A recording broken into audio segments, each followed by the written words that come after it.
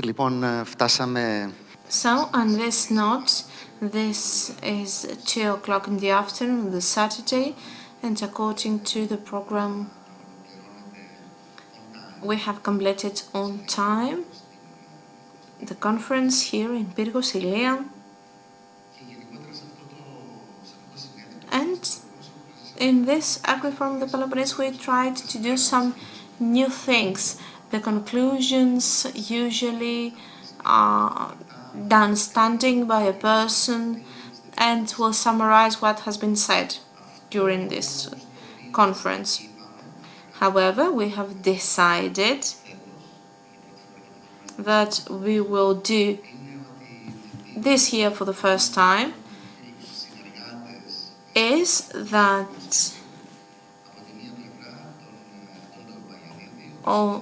on the one hand with Mr. Antonis Papagiannidis, who moderated 2 panels, and on the other hand with Mrs. Angeliki Kauga, the professor at the University of Patras, who helped me draft the agenda of this conference, and she also moderated the first panel, one of the most lively panels of this conference. And because I haven't kept any notes,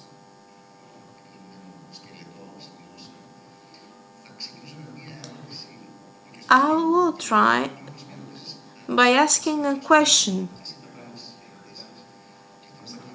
and then we will keep asking each other questions, and I will ask with a basic question.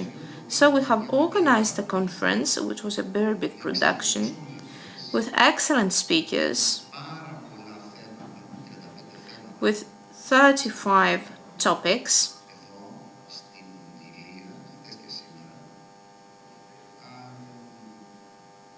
Here in Ilia,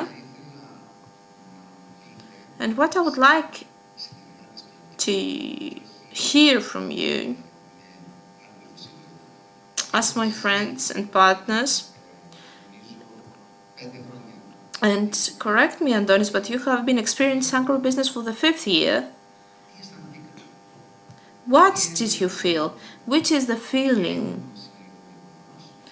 that you are experiencing right now? How do you feel that Ilia responded to this effort? How do you feel that people here responded to this effort that we are doing? Ladies first, please.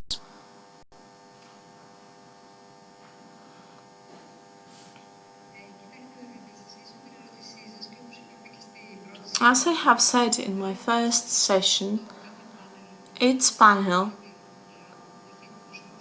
was, if we want to say, a living lab, because we had representatives from the academia, from the farmers, and from the business sectors, had a lot of content, both positive and negatives. However, I have the feeling, based on the specific conditions in Greece,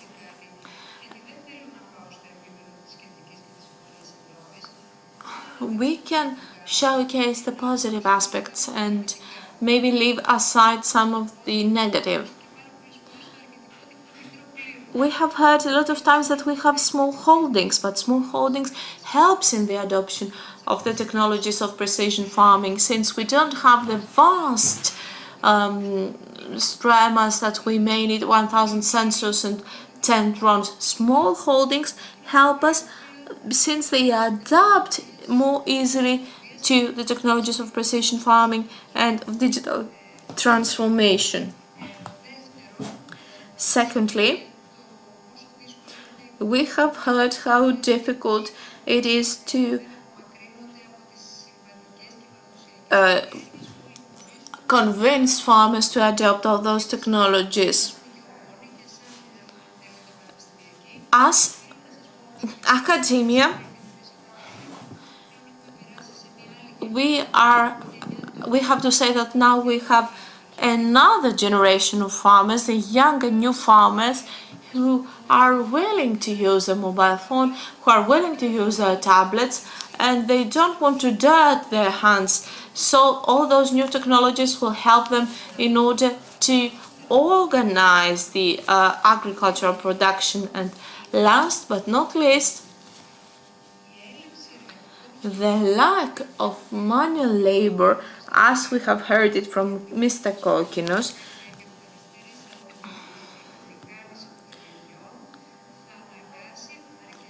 will make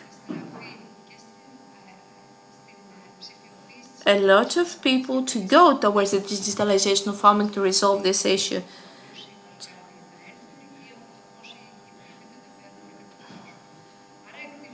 So, in my opinion, those three advantages, if we're going to keep them, and based on the fact that now we the project digital transformation of the farming sector worth of 60 million euros that will base the platform on which we are going to build the technological infrastructure with 3,000 stations and 50 drones to fly. I think that after 2 or 3 years we will be able to talk about penetration of new technologies in the agricultural production. So this digital technology cannot give solutions. It's not a panacea for everything, and of course we have winners or losers. However, the prerequisites in order to adopt technology is, first of all, to have high yield crops per strema and to motivate and educate our farmers. My dear Angeliki, what I keep from what you have said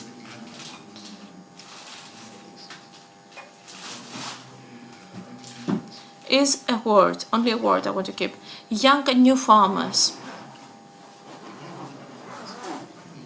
Where are those young and new farmers?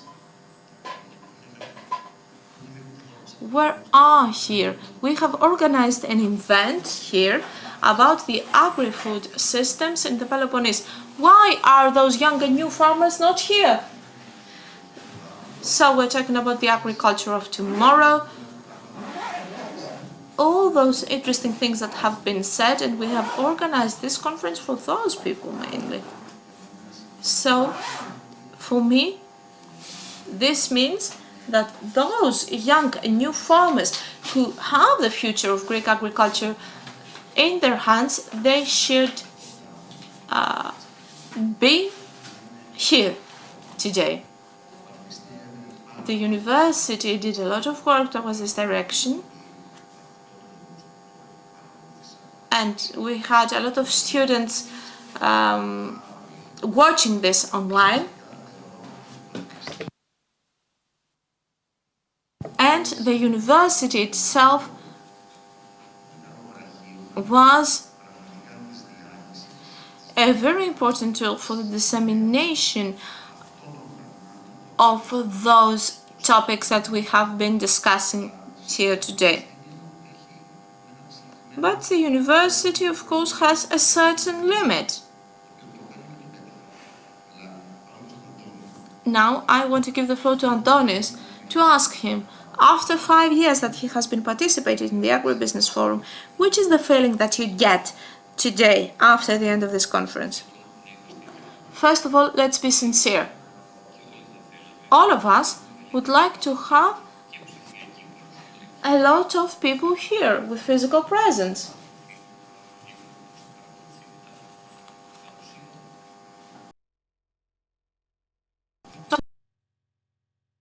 On a physical presence. Tede fabula narrator, as the Latins said. We are talking about the agricultural production and the processing of the agricultural products. So all those 5 years, with the break due to COVID, of course, okay, with a necessary break, our effort is to bring people here to listen, to imagine, and to see if they will implement some solutions. We didn't have a lot of people here physically in the room.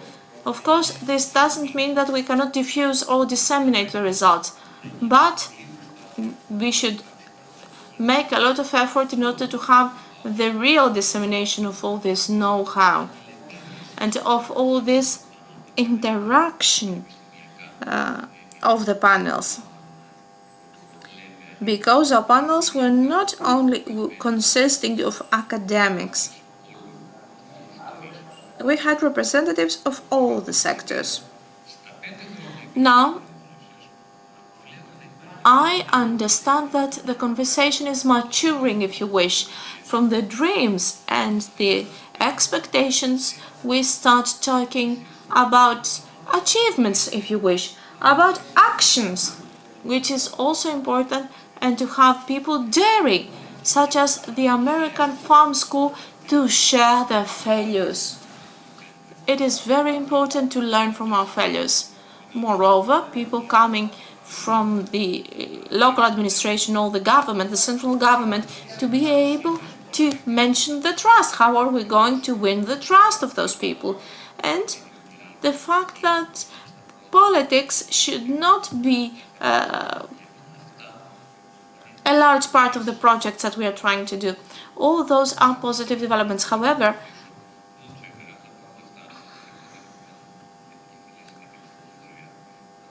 I heard that starting from 2014 until 2020, the agri-food products have a positive balance, 200 million euros, if memory serves me right, after the previous deficit.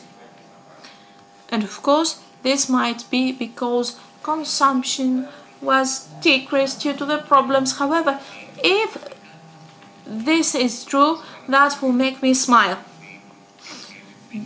And of course, I have been listening to the Netherlands that they have a balance, a positive balance since the last 50 years. Nevertheless, we can understand that even in Greece we have positive developments, and the discussion regarding introducing and starting implementing new technologies makes me smile.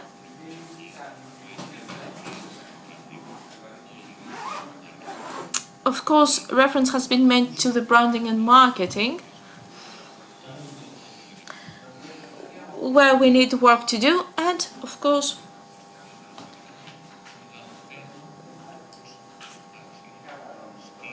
the great issue on how we're going to find funding, the necessary funding that we need. Those are, when it comes to me, the drivers of the effort from now on. I want to add something on everything that you have said. It would be very difficult in Aldemar to see groups of farmers being here with the tractors parked on the outside. If you want, we can do it in Lechena, in Andravida, or in Amaliada, in other small villages, and I'm sure that the people who will come and join this conference will be completely different. I can see your point, but nevertheless, Mrs. Brintzeki described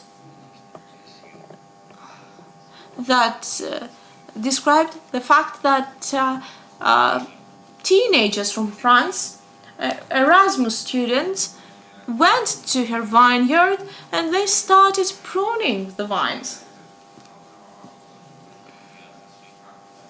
When there is a willing, there is a will. There is a way, and we can find teenagers to prune. I don't know about tractors in Aldemar. I understand your comment. Nevertheless, in central Greece, in Trikala, for example, in Thessaly, more people went to the event. I don't know, maybe the fact that here in the southern Greece we have a characteristic of being more private, if you wish. We care more about ourselves than we care for the community.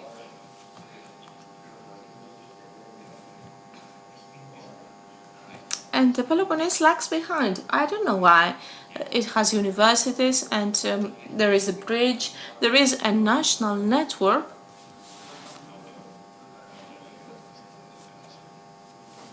I don't want to mention the last part of the national road from Pyrgos to here, which was not very good. Nevertheless, they have a strong local character, they carry the historical memory, so all this together should lead people to get organized in a more intensive way, if you wish.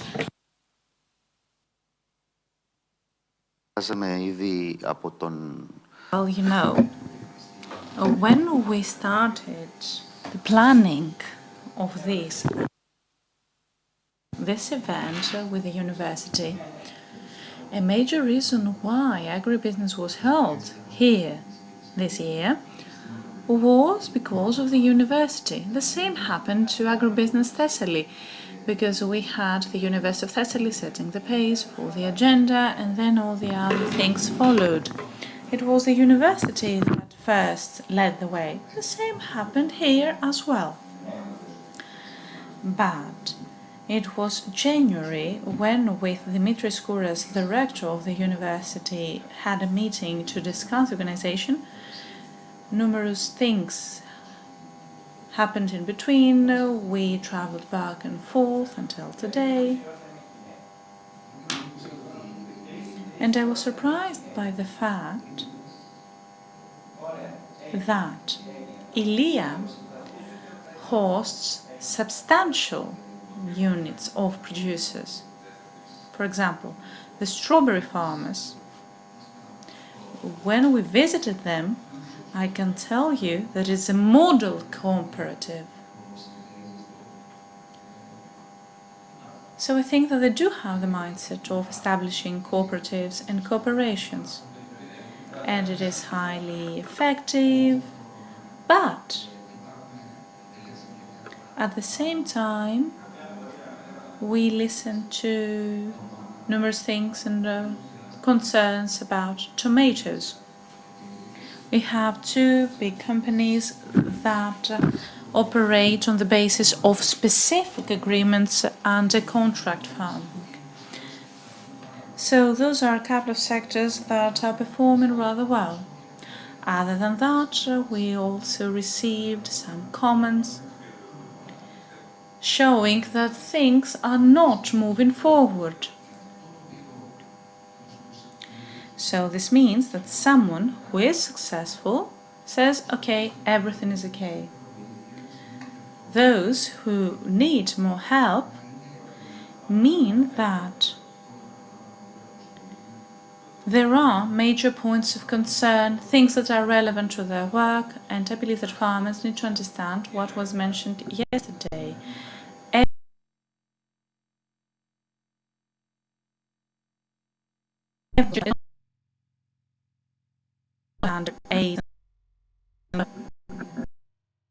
Well, sometimes they operate on the basis of the reimbursement paid by Elgal. Let's not forget that in Europe they do have this insurance of all the individual companies and businesses, and they have various other aspects that are not applicable here.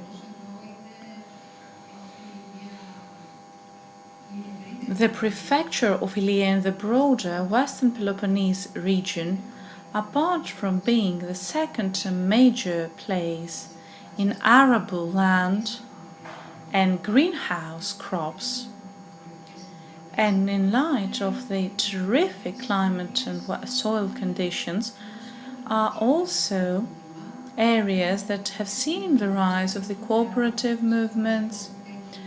They have that in their culture and mindset. They first developed back in the 80s.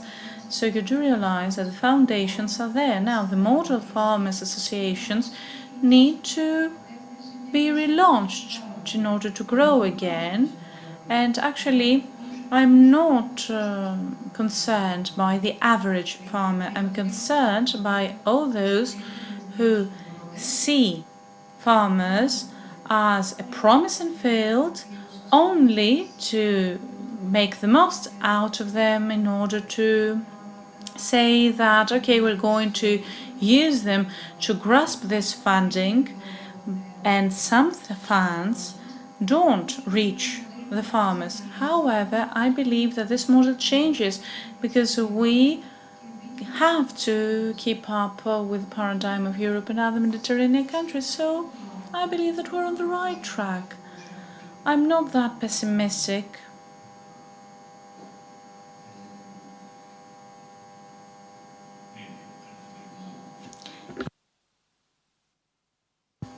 Okay, you talked about being pessimistic. Okay, they make ends meet. Okay, it's fine, but that's a problem. The fact that they make ends meet, okay, that's all, and they move forward. Our speaker from the Netherlands was describing a cooperative formation, and at some point he said that it was an investment of 1.6 billion euro. 1.6 billion euro to a cooperative formation in the Netherlands. And they did run such a project. And turning a blind eye on them, saying, okay, they're rich, they're practically German, it's wrong. The fact that in Greece we have been making ends meet does not mean that in the new phase of the CAP, and one might say at this point that, okay, you have been listening to that for years and years, all those reforms have taken place and they create problems to the non-properly manned infrastructure. But the question is whether they are convinced that things will change. And in the past, people will know all those things as guarantees, and they will always be close to us. So they will try to improve themselves rather than sticking to the so-called survival mode. Okay, you have a wonderful sea, wonderful sun, wonderful heat when it's not a heat wave. And then the scientists say that fires are on the agenda every few months. So, okay, the problems of global warming or water scarcity, all those things happen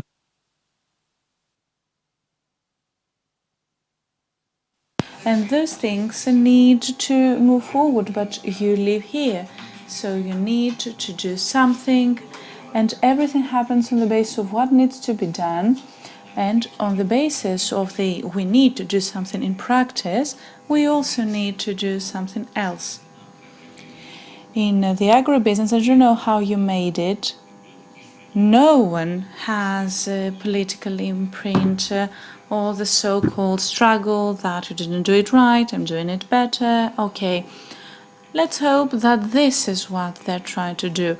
And this conference taught me that we might have 50% lower taxes when they try to trade and market their production through the cooperatives or even through contract farming. Okay, we can see that. And someone made a beautiful point. He said that this will help us not to circulate those things in the grey or so-called black market, but we need to see the institutions mature. Antonis, I believe that today we can feel content with ourselves because we had some big news pumping up. We had the Ministry of Migration Policy and Asylum who said that there are things underway, that in this amount of time the labour workers issue will no longer be an issue, what will happen in Ilia when it comes to the strawberries. Okay, those are things that have been brought up, and we heard things about the budget that will be disbursed by the European Investment Fund. This was shared by Mr. Dimitrakopoulos yesterday. They shared what the National Bank of Greece is preparing to this direction, and those are things that had already been discussed in the previous event we had held, AgriBusiness Thessaly, that, okay, we have the money is there. But the point is how can we channel this money properly? How do we leverage this money properly? Because this is a leverage that, okay, we have heard people talking about leverage today in the processing sector of those products, but at the same point we have the EIF targeting 1:5 ratio for the investment. And another point I would like to make is that in the AgriBusiness Forum, throughout those 5 years, we have never seen political dispute. Why? Because agribusiness is not a political arena. And why is that? Because those who are invited to participate in the sessions and the panels are the people who are responsible for certain portfolios, and they needed to build on those portfolios and their respective mandates. Okay, one might say that if you added other parameters there, then maybe things would have become more crispy or interesting or attractive. Okay, that's a possibility we will have to consider for the upcoming events. Okay, just a minute. Both the financing panel, or rather the Ministry and the Ministry of Migration, have to translate the willingness into action, because we have money also in the private sector.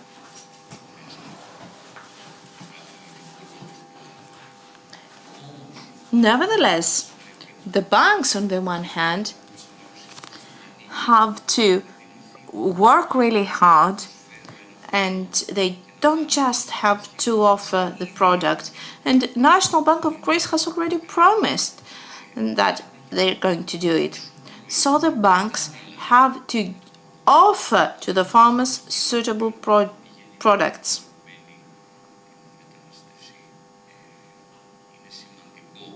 And of course, the Ministry of Migration is doing a very organized effort, and if they're going to manage it, that is of course good, to have organized flows of workers.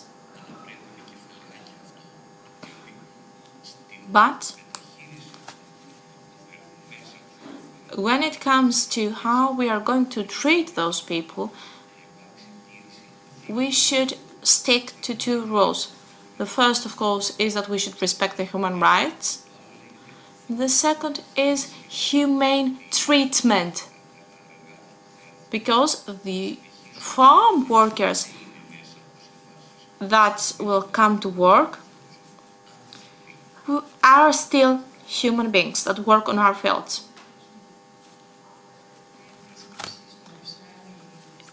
If you would like to visit Psari in Varda, between Ilia and Ahaya, you can see there the large settlement of Pakistani and Afghan people who work on the strawberries.